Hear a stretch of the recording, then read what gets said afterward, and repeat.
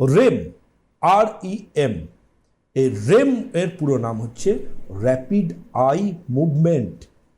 আচ্ছা আচ্ছা। কেউ ঘুমিয়ে থাকলে দেখবেন তার চোখের আইবলগুলো নড়ছে, চোখটা পিটপিট করছে, মনে হচ্ছে আপনার মনে হবে সে হয়তো জেগে আছে।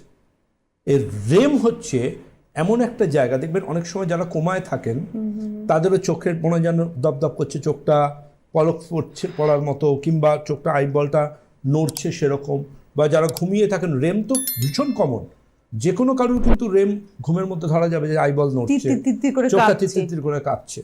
এটা খুব সহজে ধরা যাবে। কিন্তু রেমেরও একটা আলাদা খুব গুরুত্বপূর্ণ বৈজ্ঞানিক অবস্থান রয়েছে। অনিদ্রা আজকে কিন্তু ঘর ঘর কি কাহানি। এবার এই অনিদ্রার সমস্যা থেকে বেরিয়ে আসতেই হবে। রেম স্টেজটা কিন্তু মানুষ স্বপ্ন দেখেন। আচ্ছা। এই স্বপ্নটা কীরকম হয়, ইমোশনাল এবং সোশিও ইকোনমিক লাইফের ওপর আসে, পুরনো স্মৃতির ওপর আসে। ডিপ স্লিপ অর্থাৎ N3 আর রেমের মধ্যে কিন্তু ডিফারেন্স রয়েছে।